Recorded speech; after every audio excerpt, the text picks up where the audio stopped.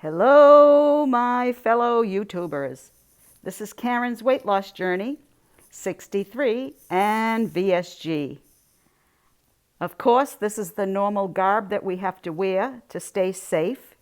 You all know that. We're in a pandemic. It's very serious. I want all of my Facebook followers and YouTube followers to follow the social distancing guidelines.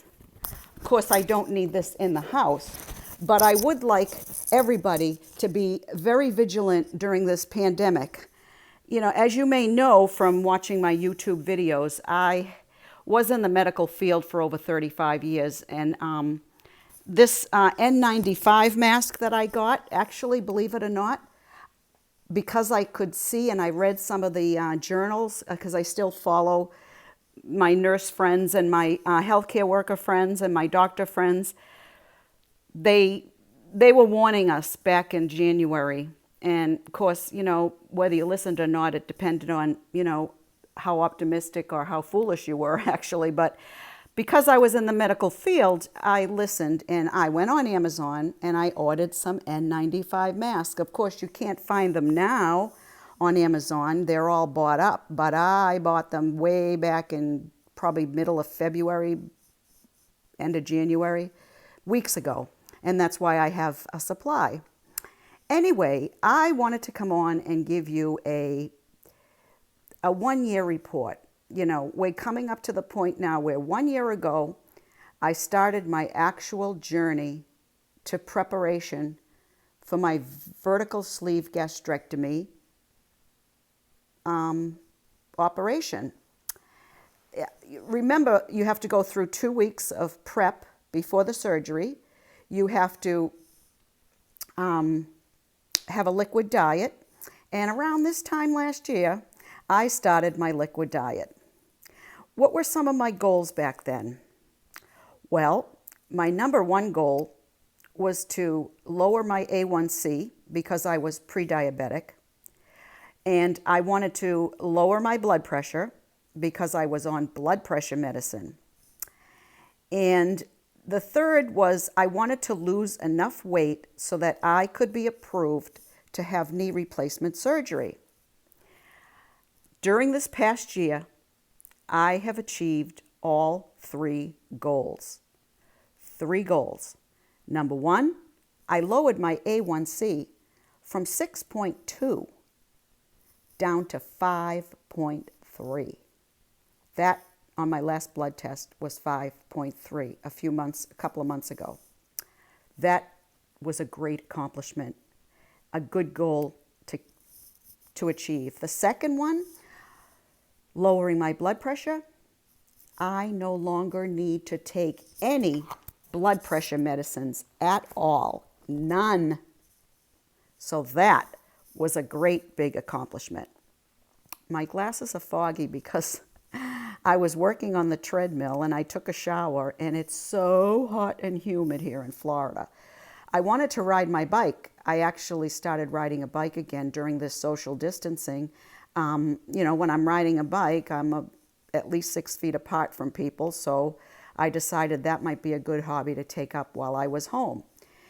Anyway, that's another story. I'll tell you that in a few minutes. The third goal I wanted to do was accomplish my weight loss enough that I would be approved by my orthopedic doctor to have my knee replaced. As you know, on January 28th of this year, I had my knee replaced. I just got in under the gun where they stopped elective surgeries a couple of months, maybe a month and a half after I had my surgery, because that's when the virus erupted. And now my hospital in Tampa is not doing any elective surgeries right now. So I got in under the gun. I had my surgery. I had my rehab. I passed with flying colors. My new knee feels great. It's still a little stiff. There's not much swelling though, and they told me it would take a good 6 months to a year before I finally didn't even think about having a new knee, that it would be, you know, just kind of part of my anatomy and I wouldn't have to, you know, really worry about it again. Oh, there, that's better. I had this glare in my glasses. Anyway, the goal was, though, at that time, I wanted to lose 80 pounds. I weighed at the time, before when I started my pre-op liquid diet, I think I weighed about 264, 265. Well, my current weight now is 193. Did I lose my 80 pounds? No. I lost 76 pounds. Do I consider that a failure? Heck no. Are you kidding me? 76 pounds off this body. I'm telling you, I feel so much better. It's like I can bounce again. You know what I mean? With my new knee and my lighter weight, I have like a bounce in my step again. I don't find myself dragging my feet across the floor like I used to. Almost like a woe is me type of walk, like a shuffle. I don't do that anymore. I pick up my feet, I bounce around, and I have a lot more energy. 76 pounds. I want to show you, if I can find it. Let me see. It's in my iPad. Hold on one second while I check my photos, and I will tell you what I looked like back then. Let's see. Oh, I have to find it. Anyway, I can keep talking while I'm looking for it. So 76 pounds is nothing to sneeze at, but I really did want to lose 80. My unrealistic goal was 100, and I still would like to lose, about 20 more pounds. I've never been a skinny person. Even when the only time I was ever really skinny was when I was about 5 or 6 years old. My mother said my mother used to tell me, God rest her soul, that, I didn't eat that much and I wouldn't eat certain foods, and I was very thin when I was 5. When I hit puberty, though, oh my God, I sort of exploded, I don't know what happened. I remember going to high school, and I remember the cafeteria finally opened to have like whatever kind of meal. They always had French fries. Whatever kind of meal they served that day, they always had French fries. So I think my whole sophomore year, I had my lunch and I had my French fries. In junior year, what happened was, I wasn't completely overweight. I might have been around 200 pounds. But in junior year, I started eating a lot of subs because they let us go out for lunch, leave the building. That was like a big thing back in the early 70s, So, see my haircut? I got a haircut a while ago, of course. But I had her cut it really short because I didn't know when I was going to get back to the old hairdresser. Anyway, I want to show you this picture of me. That's me just before I had my surgery. That was me at about 265 pounds. So as you can see, that was a big difference. Now, this is a picture that I took of myself on I didn't take it. My husband took it, obviously, on Easter Sunday. I wanted to send it out to my family and friends because, I didn't have a chance to see them in person, so we had to FaceTime like everybody else. And this is the picture of me on Easter Sunday. See the difference? I think there's a big difference. I really do. A big difference. Anyway, some of the residual effects of losing a lot of weight, of course, as you all know, is loose skin. Loose skin, bat wings, na na na na na na na na na na na na, bat wings. I have bat wings. I also have a lot of loose skin on my stomach, and this turkey neck, look at this, it's ridiculous, is I don't think ever going to go away. But that's okay, because I've had 76 pounds go away, and I'm pretty proud of that. Just wanted to give you an update on this 1-year report. I know I haven't talked to you in quite a while. It's been a very weird couple of months.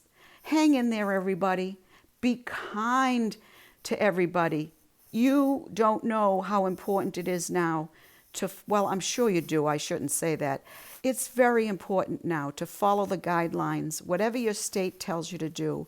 If you're trying to social distance is great. Go to the grocery store or any kind of essential store, pharmacy, whatever, as little as possible, because you don't want to be out in public amongst people too often. Always wear your mask when you're outside. Your gloves are not as important because your gloves still touch things that might be contaminated, and then you might inadvertently touch your face. The most important thing is that you wash your hands all the time. You know, when I come home from the grocery store, I wipe down, I spray down with a bleach solution, like canned goods and things that I can actually wash, you know, that way. And then I put the groceries away. And I just rinse off fruit. I don't wash them with soap or anything. They don't recommend that.